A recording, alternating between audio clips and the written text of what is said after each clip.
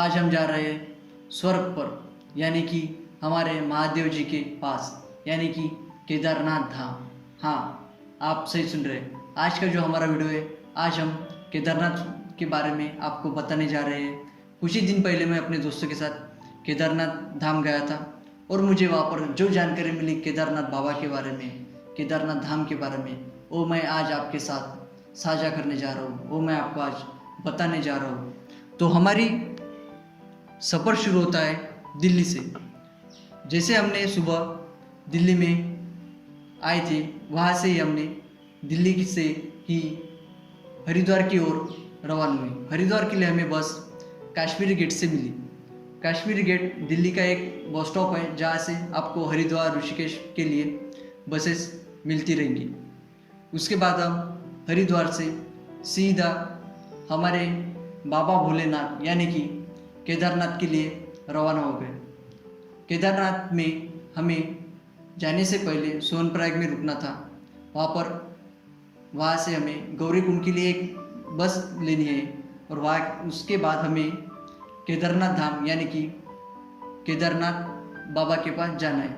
केदारनाथ बाबा के पास जाने के लिए हमें गौरीकुंड से 25 किलोमीटर के लिए पैदल की यात्रा करनी होती है। जी हाँ, आपने सही सुना। लोग कहते तो 16 किलोमीटर ही है, लेकिन वहाँ पर जाने के लिए हमें पूरा का पूरा 25 किलोमीटर का सफ़र तय करना होता है। तो हम जाते हैं, आप भी चलिए हमारे साथ केदारनाथ धाम। तो हमारे वीडियो की शुरुआत हो चुकी है। हम आपसे मिलेंगे कुछ देर बाद और आपको जानकारी देंगे कि कैसे हमें केदारनाथ धाम तक पहुंचना है और कैसे हमें केदारनाथ के बारे में और ज़्यादा जानकारी प्राप्त करनी है। तो आप अभी हमारे सफ़र का आनंद लीजिए और जब हम पैदल निकल जाएंगे हमारे केदारनाथ के ओर, तब मैं आपको पूरी केदारनाथ के बारे में, जो हमारा इतिहास है, जो हमारा पुरातन में लिखा केदारनाथ धाम के बारे में जो लिखा है, मैं आपको वह सब कुछ इस वीडियो के सहारे बताने वाला हूँ। बहुत से लोग वीडियो में केदारनाथ ट्रैक के बारे में बताते हैं, लेकिन मैं आपको केदारनाथ धाम कैसे बना, कब बना और किसने बनवाया, क्या है केदारनाथ का एक अद्भुत सच, क्या है उसके पीछे की एक अनहोनी कहानी, जो कहानी आपने सबने सुननी चाहिए, वो कहानी मैं आपको बताने वाला हूँ इस वीडियो में। तो तब तक आप इस सफ़र का आनंद लीजिए और हमारा वीडियो आखिरी तक ज़रूर देखिए। धन्यवाद।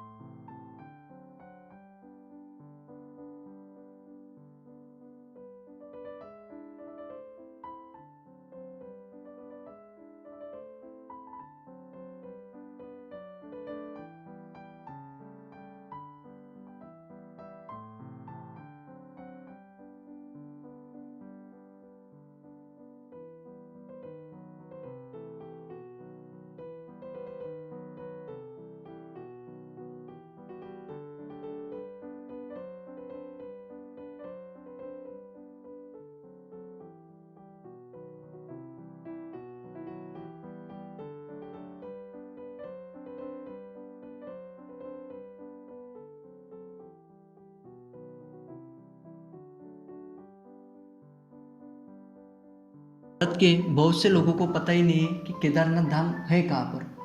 तो हम आज पूरा केदारनाथ धाम के बारे में जानेंगे, उसके पीछे की कहानी। तो हमारा वीडियो पहले ही शुरू हो चुका है, आप सफ़र का मज़ा ले रहे हो और अब हम केदारनाथ धाम के बारे में और ज़्यादा जानकारी लेंगे। तो केदारनाथ धाम जो है वो है भारत के उत्तराखंड राज्य में, जहाँ पर एक ज़िला है रुद्रप्रयाग, वहाँ पर केदारनाथ मंदिर है। ये मंदिर हिंदुओं का प्रसिद्ध मंदिर है। उत्तराखंड में हिमालय पर्वत की गोद में केदारनाथ मंदिर बसा हुआ है। यह मंदिर 12 ज्योतिर्लिंगों में से एक है। आपको जानकर हैरानी होगी कि केदारनाथ मंदिर ये 4 धाम में से एक है। कौन से 4 धाम? जो उत्तराखंड राज्य में स्थित है, यमुनोत्री, गंगोत्री, बद्रीनाथ और केदारनाथ। तो इन चारों धाम, जो छोटे 4 धाम कहलाते हैं उत्तराखंड के, वहाँ पर केदारनाथ मंदिर स्थित है। तो और जानेंगे, केदारनाथ मंदिर अप्रैल से नवंबर महीने तक ही शुरू रहता है। तो बाद में क्या होता है? तो बाद में जैसे ही बर्फ गिरना शुरू होता है, तब मंदिर में कोई भी भक्त जा नहीं सकते। यह मंदिर पूरा का पूरा ही बर्फ में चला जाता है। इस वजह से हम वहाँ पर जा नहीं सकते। वहाँ पर कोई भी पुजारी नहीं रहते। तो मंदिर सिर्फ अप्रैल से नवंबर महीने तक ही शुरू रहता है और उसके बाद हमें फिर मई महीने से इसकी हम यात्रा कर सकते हैं।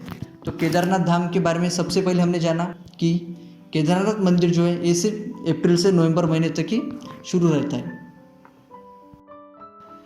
केदारनाथ मंदिर पत्थरों से बने, कस्तूरी शैली से बने इस मंदिर के बारे में कहा जाता है कि इसका जो निर्माण है वह पांडव के पौत्र जो है थे महाराजा जन्मेजय ने कराया था। उसके बाद जो इस मंदिर का जीर्णोद्धार कराया था वो थे हमारे आदि शंकराचार्य। इन्होंने इस मंदिर का जीर्णोद्धार उसके बाद करा था। जैसे कि आप सबको पता है, जून 2013 में केदारनाथ में बहुत बड़ी बाढ़ आ चुकी थी, जिसके कारण इस बाढ़ में काफ़ी हमारे लोग, हमारे भक्त जो केदारनाथ दर्शन के लिए गए थे, उन्हें मृत्यु को जाना पड़ा, जिनकी मृत्यु हो चुकी थी। तो ये आपदा भी वहाँ पर आ चुकी थी। तो इस वजह से बारिश के मौसम में हमने केदारनाथ में जाने का थोड़ा टालना ही चाहिए। फिर हमें वहाँ पे जो जून या अगस्त महीने के बाद ही हमने वहाँ पे जाना चाहिए, यानी कि बारिश कम होती है। और आपको मेरे अनुभव से यह बात बताना ज़रूरी समझता हूँ कि बारिश के मौसम में आप जितना खुद को बचाएंगे वहाँ जाने से, उतना अच्छा रहेगा। आप मई में जा सकते हो या फिर सितंबर के अंत में आप वहाँ पर जा सकते हो, जो कि वहाँ का सबसे अच्छा मौसम है। तो अब हम जानेंगे केदारनाथ मंदिर के बारे में कुछ इतिहास। तो केदारनाथ मंदिर की बारे में जानने से पहले हमें बद्रीनाथ के मंदिर के बारे में भी जानना होगा, क्योंकि केदारनाथ और बद्रीनाथ ये दोनों मंदिर एक ही राज्य में है, जो है उत्तराखंड। जब तक आप केदारनाथ जी के दर्शन नहीं करते, तब तक आपको बद्रीनाथ जी के दर्शन नहीं कर सकते। मतलब इसका मतलब यही है, सबसे पहले आपको केदारनाथ जी के दर्शन करना होगा और उसके बाद ही आपको बद्रीनाथ जी के दर्शन करने होंगे। तभी आपकी जो यात्रा है केदारनाथ और बद्रीनाथ की सफल होंगी। नहीं तो बहुत से लोग ये करते हैं कि केदारनाथ तो कर लेते हैं लेकिन बद्रीनाथ नहीं करते। तो आपको इस यात्रा के लिए सबसे पहले केदारनाथ करना होगा और उसके बाद ही आप बद्रीनाथ का धाम कर सकते हो। जब तक आप बद्रीनाथ का धाम नहीं करेंगे, तब तक आपके पाप को पूरा हम ऐसे कह सकते हैं कि नष्ट नहीं कर सकते। तो आप सबसे पहले केदारनाथ की यात्रा ज़रूर कीजिए और उसके बाद ही बद्रीनाथ की ओर जाइए। आपको जानकर यह हैरानी होगी कि केदारनाथ मंदिर के बारे में कोई भी ऐतिहासिक प्रमाण नहीं है। यह एक हजारों वर्षों से केदारनाथ एक महत्वपूर्ण तीर्थ रहा है। राहुल संस्कृत्यान के अनुसार ये 12वीं से 13वीं शताब्दी का है। यानी कि आप सोच सकते हैं 12वीं और 13वीं शताब्दी का यह मंदिर है। ग्वालियर से मिली एक राजा भोज स्तुति के अनुसार उनका बनवाया हुआ है, जो 1076 और 99 काल में थे। एक मान्यता अनुसार वर्तमान मंदिर 8वीं शताब्दी में आदि शंकराचार्य ने द्वारा बनवाया गया, जो पांडव द्वारा द्वारपाल काल में बनाए गए पहले के मंदिर के बगल में है। यानी कि जब हमारे पांडव जी द्वारपाल काल में स्वर्ग की ओर जा रहे थे, तब वहाँ पर उन्होंने जो मंदिर बना था उसके बाजू में ही केदारनाथ धाम बसा हुआ है। ये हमें इतिहास से पता चला है। मंदिर के बड़े सुधर रंग की सीढ़ियाँ पर पाली या ब्राह्मी लिपि में कुछ खुदा है, जिसे स्पष्ट जानना मुश्किल है। केदारनाथ जी के तीर्थ पुरोहित इस क्षेत्र के प्राचीन ब्राह्मण हैं। उनके पूर्वज ऋषि मुनि भगवान नर नारायण के समय से इस स्वयंभू ज्योतिर्लिंग की पूजा करते आ रहे हैं, जिनकी संख्या उस समय 360 थी। पांडव के पोते राजा जन्मेजय ने इस मंदिर में पूजा करने का अधिकार दिया था। यानी कि जब पांडव के पोते थे राजा जन्मेजय, इनकी वजह से हमें आज केदारनाथ धाम में जाने का लाभ मिल रहा है, हम ऐसा कह सकते हैं। और वे तब तीर्थयात्रियों की पूजा कराते आ रहे हैं, मतलब तब से। और उसके बाद जो है हमारे आदि गुरु शंकराचार्य जी ने इस मंदिर का जीर्णोद्धार करवाया था।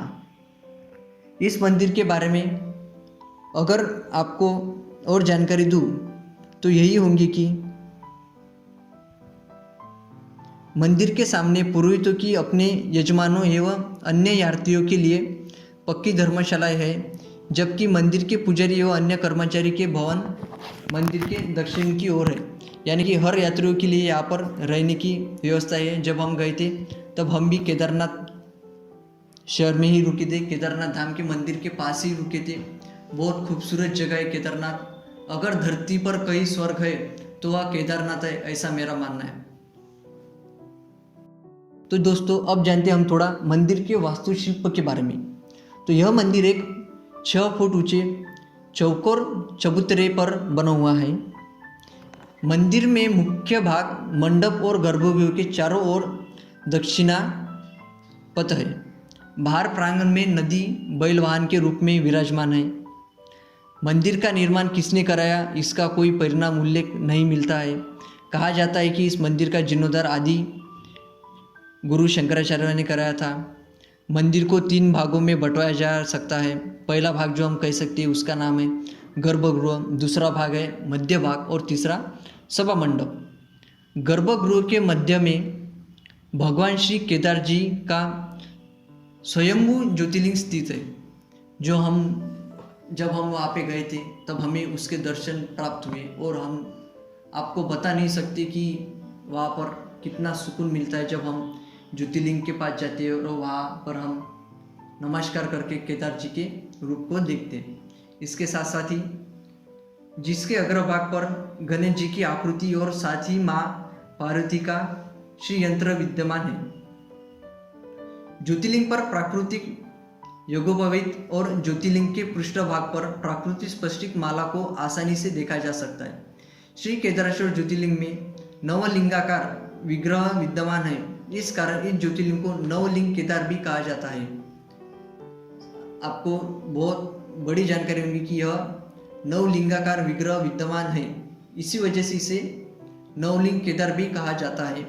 स्थानीय लोक गीतों से इसकी पुष्टि होती है, मतलब जो पुराणों में है वहाँ से हमें इसके बारे में जानकारी मिलती है। श्री केदारेश्वर ज्योतिर्लिंग के चारों ओर विशाल कार्य 4 स्तंभ विद्यमान है, जिनको चारों वेदों का द्योतक माना जाता है, जिन पर विशालकाय कमलानुसार मंदिर की छत टिकी है। ज्योतिर्लिंग के पश्चिमी ओर एक अखंड दीपक है, जो कई हजारों साल से निरंतर जलता आ रहा है, जिसकी देख और निरंतर जलते रहने की जिम्मेदारी पूर्व काल के तीर्थ पुरोहित की है। गर्भगृह की दीवारों पर सुंदर आकर्षण फूलों और कला मूर्तियों के उपकर सजाया गया है। गर्भगृह में स्थित चारों विशालमय स्तंभ को पीछे से स्वयंभू ज्योतिर्लिंग श्री केदारेश्वर जी की प्रतिमा हमें दिखाई देती है। तो बहुत कुछ हमें इस बात पर गौर करना होगा कि हमारे जो पूर्वजों ने जो मंदिर थे, हमारे जो प्राचीन भारत के मंदिर है, जो हम हिंदुओं के मंदिर है, हमें वहाँ पे जाना चाहिए और उसके बारे में हमें जितनी जानकारी मिल सकती है उतनी मिलनी चाहिए और हमने बाकियों को इसके बारे में बताना चाहिए, क्योंकि हमें बहुत से ऐसे मंदिर हैं जो हमें पता तक नहीं है कि वो कहाँ है, कैसे बने हैं। तो यही मेरी शुरुआत से ये इस यूट्यूब चैनल के माध्यम से आपको सबको यही बताने का मेरा एक ये जो ध्येय है वो यही है कि मुझे आपको हमारे हिंदू मंदिरों के बारे में जानकारी देनी है और आप वीडियो हमेशा अंत तक देखिए, जिसके सहारे आपको बहुत सारी जानकारी हमारे हिंदू मंदिर के बारे में पता चल सकती है। मंदिर की पूजा श्री केदारनाथ द्वादश ज्योतिर्लिंग में एक माना जाता है। प्राप्त काल में शिवपिंड को प्राकृतिक रूप से नहान करवाया कर उस पर घी लेपन किया जाता है। तपश्चात धूप दीप जलाकर आरती उतारी जाती है। उस समय यात्रीगण मंदिर में प्रवेश कर पूजन कर सकते हैं, लेकिन संध्या के समय भगवान का श्रृंगार किया जाता है। उन्हें विविध प्रकारे चिंताकर्षक ढंग से सजाया जाता है। भक्तगण दूर से केवल इनका दर्शन ही कर सकते हैं, उनके पास हम जा नहीं सकते। मैं जब केदारनाथ गया था तब मुझे और वहाँ पर एक जानकारी मिली कि केदारनाथ जी की जो कथा है मैंने वहाँ पर वो पढ़ी, और उस कथा का कुछ भाग यानी कि संपूर्ण भाग ही कुछ कहने से अच्छा है, मैं संपूर्ण भाग ही आपको इस वीडियो में अब बताने जा रहा हूँ। तो हम जानते हैं अब केदारनाथ जी की जो कथा है उसके बारे में कुछ। तो इस ज्योतिर्लिंग की स्थापना का इतिहास संक्षेप यह है कि हिमालय के केदार शुंग पर भगवान विष्णु के अवतार महातपस्वी नर और नारायण ऋषि तपस्या करते थे। उनकी आराधना से प्रसन्न होकर भगवान शंकर प्रकट हुए और उनके प्रार्थनानुसार ज्योतिर्लिंग के रूप में सदा वास करने का वरदान किया। यह स्थल केदारनाथ पर्वतरांग हिमालय के केदार नामक शुंगर पर अवस्थित है।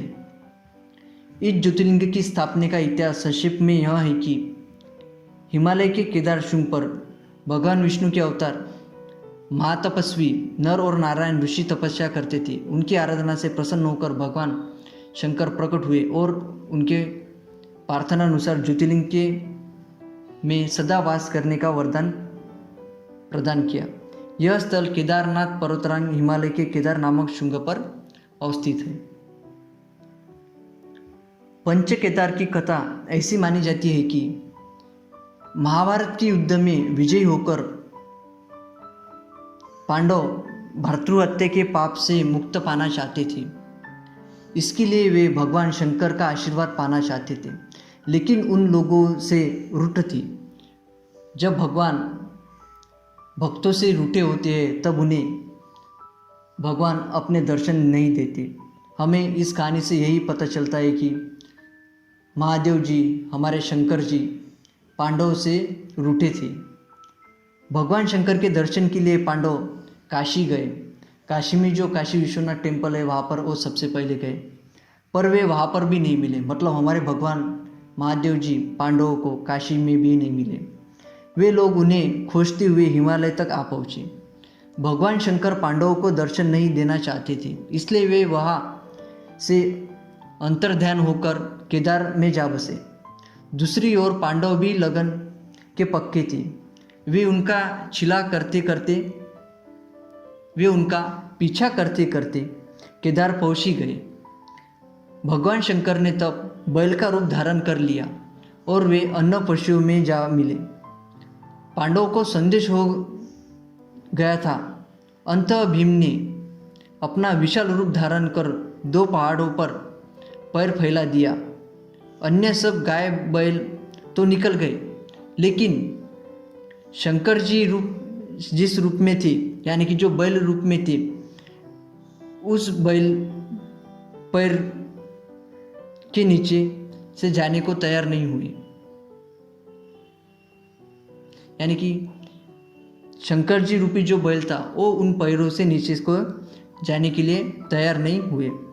भीम बलपूर्वक इस बैल पर चपटे, लेकिन बैल भूमि में अंतर्ध्यान हो गया। तब भीम ने बैल की त्रिकोणात्मक पीठ का भाग पकड़ा।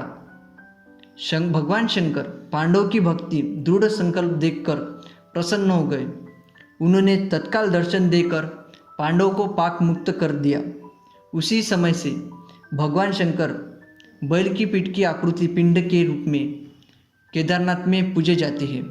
तो अब हमें आप पता चला कि केदारनाथ में कब शंकर जी अपने आए थे और क्यों हम कहते हैं कि पांडवों की वजह से हमें केदारनाथ जी के दर्शन होते हैं।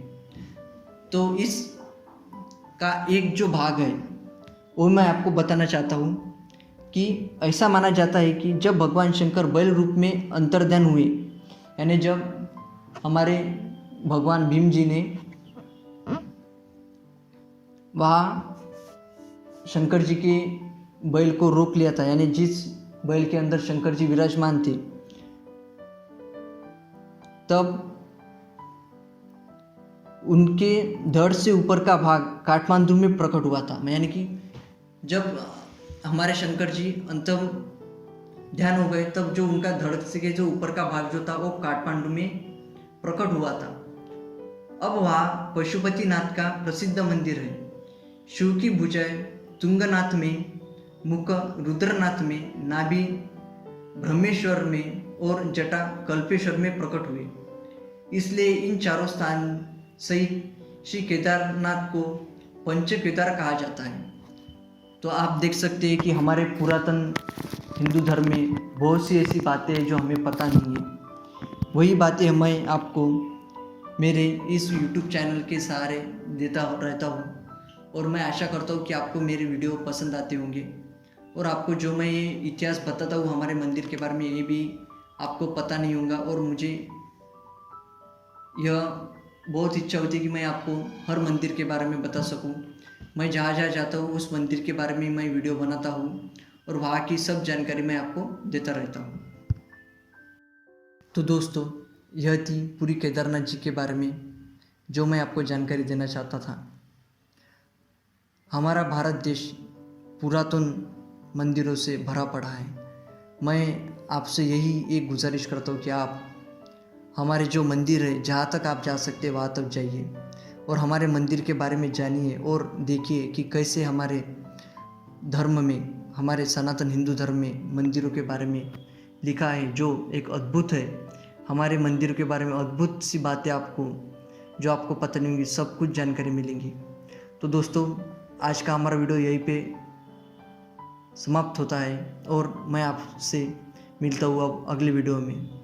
अगला वीडियो हमारा जल्द ही आने वाला है और अगला वीडियो हमारा जो रहने वाला है वो है बद्रीनाथ धाम के ऊपर।